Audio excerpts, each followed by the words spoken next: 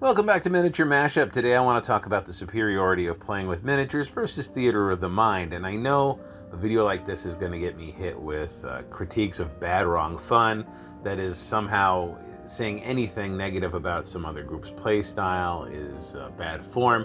But I don't subscribe to that. I think if a group starts every session by taking a dump on the table and making miniatures and dice out of it, that's something you can critique without really worrying about you being the one at fault. Some ways to play are just objectively better than others. And while we're here, I'm going to be making a post-apocalyptic scrap vehicle for gameplay involving the post-apocalyptic games. Sort of Necromunda, Freaks, The Doomed, what have you. The core of it is the interior of a die-cast truck I got from a garage sale. I used the truck for another project that'll be an upcoming video. And then the rest of it is just sort of greebled with scrap. The wheels are the caps off of hotel lotion bottles. The rest is a mixture of toys and electronics. If there's something there you want to know how I did it or what it's made of, please leave a comment in the comment section and I'll get back to you. I promise I'm very good about answering questions. I've seen people online make an argument for why playing without miniatures is superior. And it's interesting to me that they don't make that argument for any other physical aspect of the game. For example, you could play without a rule set, you could play without other players, you could play without paper and pencils. Conceivably, you could play without dice. I mean, instead of dice, you could cut up little pieces of paper, label them, put them in a plastic cup, and you've got your random numbers right there. But it's not quite as clean, efficient, or satisfying as rolling dice, is it? Is there some role-playing group out there that prefers the texture and the crinkle of paper and the feel of a plastic cup on their hand to rolling dice? Maybe, probably. There's some, maybe one. But if we're going to talk about role-playing games as a whole, as sort of an objective product that we're trying to market to people maybe outside of the hobby, rolling dice is simply better. There's a reason why there's a whole dice culture that exists and not a paper and a cup culture. So we can probably agree that dice are better. And by the same token, we can agree that playing with a rule set is better. Otherwise, it's really just sort of an improv class. And sure, you can improv rules into your game. You can set boundaries and try to agree upon them, but then you have a rule set, it's just not written down. You could try to play without a paper and a pencil and try to remember everything in your head, but does that sound as fun as simply writing things down that you need to remember? You can forego anything related to this hobby and still engage in the hobby, but that doesn't mean you should or that all gaming experiences are equally fun and good. And that's the basis by which I reject the framing that playing with and without miniatures are just two equivalent styles of play.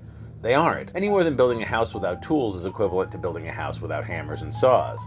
One is objectively better than the other. And of course, at the end of the day, all role-playing gamers, whether they use miniatures or not, are using theater of the mind. So it's not really theater of the mind versus miniatures, it's just theater of the mind with or without miniatures.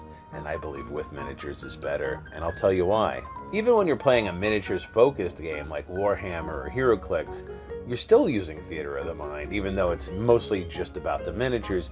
Players are still picturing Spider-Man punching the Hulk or Iron Man shooting his blasters at Doctor Strange, or they're picturing their Space Marines firing into the Chaos Warriors. And they're doing that because these are familiar characters to them, and the whole point of playing the game is to kind of paint the story of a battle. So when your player might be sliding a piece of plastic towards another piece of plastic on a black and white battle grid, he's still saying to himself and to the group, Ragnar the Barbarian is running up on the orc with his battle axe and he's going to attack using his, special rage power. And everyone's on the same page. Miniatures don't detract from that mental image. In fact, they help it because now you can see facing, placement, and scale of the different characters involved.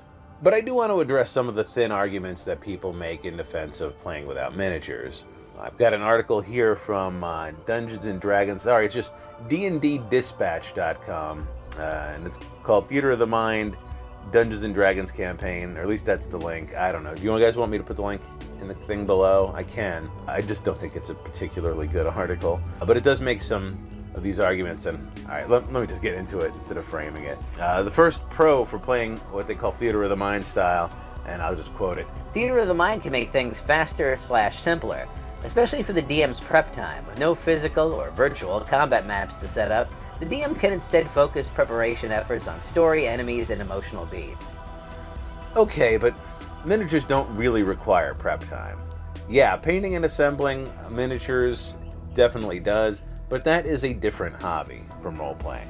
Many dungeon masters just use pre-painted and unpainted miniatures, and yeah, you might need to spend a few seconds opening up the box they come in, but your precious prep time will manage somehow. But if you keep your miniatures organized, you can find what you need quickly. Anything I know I'll be using in a particular session goes into a separate box I keep behind my Dungeon Master screen. The author also makes a separate point under number 1 entirely, but he keeps it listed as number 1. It's not a very good article. Theater of the Mind also allows for more intricate and complicated situations, as multi-leveled houses in strangely shaped areas won't be depicted in real life. If by allows for you mean that Theater of the Mind just sort of hand waves these things away, then sure. But let's be real, Theater of the Mind can't even handle the complexity of a featureless 2D plane if there's more than 2 combatants involved. You can get a miniature that is a multi-level structure, and you can just put your miniatures in them and go. But if you don't want to buy something like that, that's fine. Just draw different levels out on your battle map and then label them. Can there be some confusion there? Sure. Will there be less confusion with no illustrations to work off of? No, of course not. If a child is confused by a word problem, you can help them by drawing the problem out. Throwing their pencil and paper away will only confuse them further. It's much easier to sketch a weirdly shaped area where a battle takes place than it is to describe a weirdly shaped area with words alone. Illustrations only make things clearer. And in this case, instead of an illustration, we're using the visual aid of miniatures. Number 2 from the article. Theater of the Mind keeps players engaged. One of the biggest pet peeves of DMs is when players stop paying attention during combat when it isn't their turn to go. With Theater of the Mind, players and DMs alike need to pay constant attention to know where all the allies and enemies are, who's still up, and what threats have been neutralized. Yeah, I have to call BS on this. In Theater of the Mind, no one really knows where anyone is beyond the vaguest generalities. It always boils down to something resembling early Final Fantasy games where, the combat is enemies on one side, players on the other, and then sometimes there's creatures in the air that can only be hit by ranged weapons. Outside of that, it's just not very engaging. If you're someone who likes tactical combat, you can very easily just tune out and wait till your turn comes around. Pro number 3. It's cheaper. Minis, battle maps, and terrain structures can all add up to a small fortune, especially when it's just the DM who's footing the cost.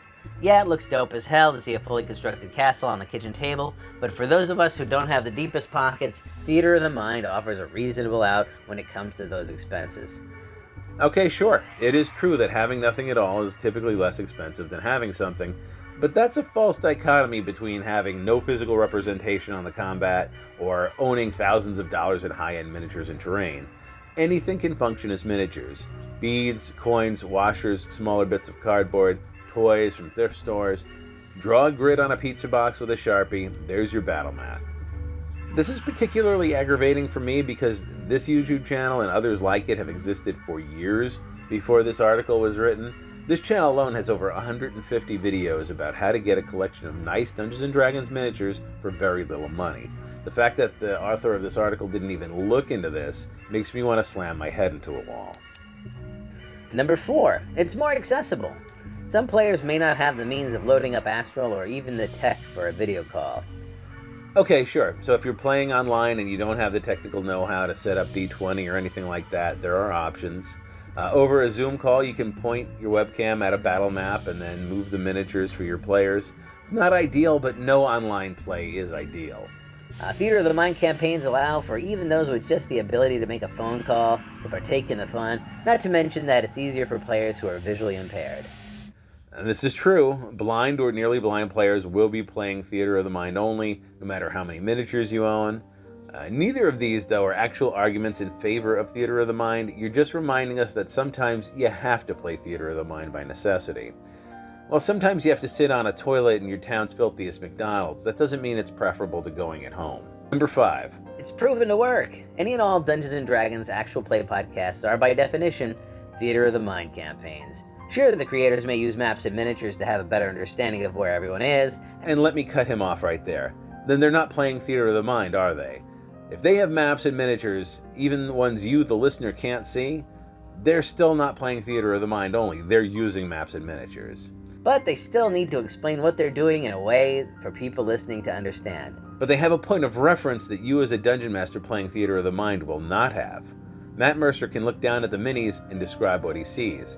If you take those minis out of the equation, now he's playing Theater of the Mind style, a term I don't even like. And really, it's not all that hard to picture how combat, and anything else for that matter, plays out on a D&D podcast. So why should it be so hard in your own game? Well, you probably noticed that the author ran out of arguments some time ago. All he's saying here is that actual play podcasts are good, and you can't see their miniatures, so playing without miniatures must also be good.